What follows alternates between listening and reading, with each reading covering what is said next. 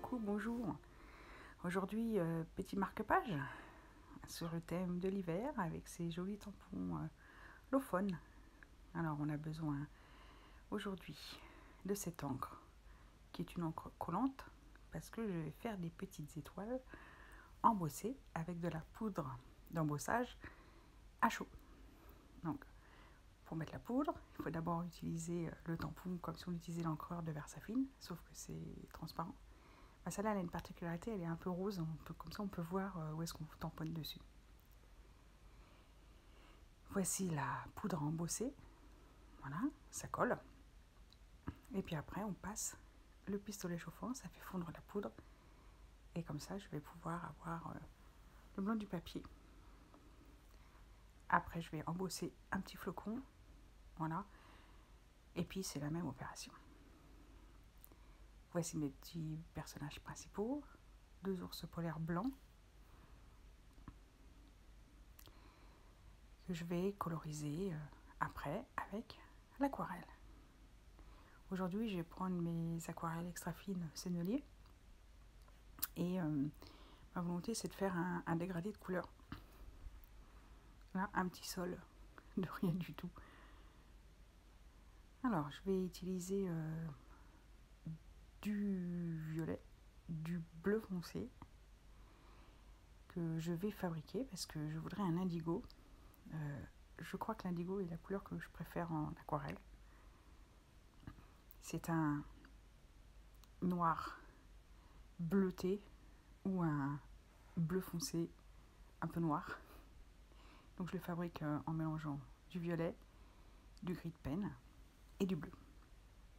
Et je fonce avec le gris de pen, et puis si c'est trop foncé, je éclaircis avec un bleu, voilà, jusqu'à ce que la couleur me semble adéquate. Donc voilà, là pour l'instant c'est bon. Donc je vais faire comme ça un dégradé avec mon petit pinceau. Je me facilite pas la vie, mais bon, vaut mieux prendre un pinceau à la vie. Comme j'ai l'habitude de faire des dégradés, j'y arrive avec un petit pinceau, mais vous vraiment prenez un gros pinceau pour faire la lavie et sur des surfaces de papier plus grandes, vous y arriverez beaucoup mieux, surtout si vous débutez, sinon vous allez vous mettre en difficulté. Là, il s'agit du premier passage que je vais sécher et après je ferai un deuxième passage.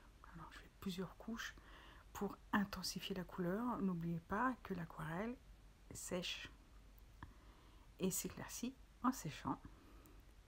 Donc pour l'instant c'est mouillé, on a une couleur foncée, mais après ça va devenir au moins 1 ou 2 tons plus clairs. Donc pour refoncer, c'est comme c'est du couche sur couche, un peu comme mes crayons de couleur. Il faut mettre des pigments. Donc il faut refaire l'exercice. Et puis ça me permet aussi d'ajuster la couleur. Là, le bleu est trop gris pour moi. Donc je vais remettre tout à l'heure du turquoise. Là je fais le sol. Et puis je vais mettre du vert clair. Et je vais foncer avec du vert foncé. Voilà, tout simplement. Alors, il y a différentes manières d'utiliser le pinceau, contrairement au crayon où il n'y a qu'une manière de l'utiliser, hein. Enfin, sauf si vous prenez près de la mine ou à l'extrémité du crayon, mais c'est assez limité. C'est une histoire de pression sur le crayon. Sur le pinceau, c'est pas une histoire de pression, c'est une histoire de quantité de pigments que vous avez dans le pinceau, de quantité d'eau que vous avez dans le pinceau, mais aussi vous pouvez avoir des effets différents avec la manière dont vous faites des gestes sur votre papier. Alors vous pouvez faire des aplats de gauche à droite, mais vous pouvez aussi tapoter. Et en fait, tapoter, ça permet de mettre les pigments comme ça et faire un peu quelque chose de nuageux. Les pigments, au lieu de s'étaler sur la droite et sur la gauche, ils vont plus s'étaler un peu dans tous les sens, en fait, comme si on mettait une goutte de pigment sur le papier. Et du coup, les pigments s'étalent comme ça, de manière concentrique. Bon, j'ai séché. Ce n'est pas assez foncé. Donc je fonce. Voilà, avec la couleur. Je vous ai mis le poteau, comme ça, vous voyez pas quand est-ce que je rince mon pinceau. Parce qu'en fait, je le fais tellement naturellement que j'y pense pas en fait. Mais généralement, vous rincez entre deux couleurs. Vous n'êtes pas obligé de rincer à chaque fois que vous prenez les couleurs sur les godets. Si vous passez d'un bleu à un autre, pas besoin forcément de rincer le pinceau. Par contre, il y a un godet qui doit être tout le temps nickel, c'est le jaune. Parce que le jaune, il devient vite vert si vous mettez du bleu dedans et c'est assez difficile à nettoyer. Là, je remets de la couleur et je remonte, tac, tac, tac, tac, parce que c'est trop clair. Donc, voilà, le papier est encore humide, donc tant que c'est humide, je peux beaucoup travailler dessus, je peux revenir dessus. Et là, je refonce et je redescends. Et je tiens mon marque-page dans la main, comme ça, les pigments, ils sont attirés vers le bas par la gravité en fait. L'eau se déplace et emporte les pigments avec elle à travers le papier.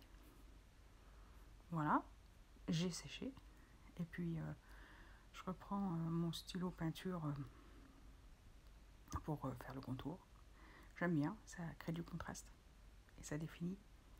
En fait, c'est ça, ce qui est important, c'est de créer toujours du contraste entre les choses claires et les choses foncées. Ouais, j'ai fini. J'espère que ça vous a plu. C'est Winter. Et je vous dis à bientôt. Ciao. J'espère que vous avez passé un bon moment. Je vous mets des petites photos. Et puis je vous dis à bientôt. Et pensez, hein, un temps pour vous et un temps pour vous. Promis. Allez, salut, à bientôt.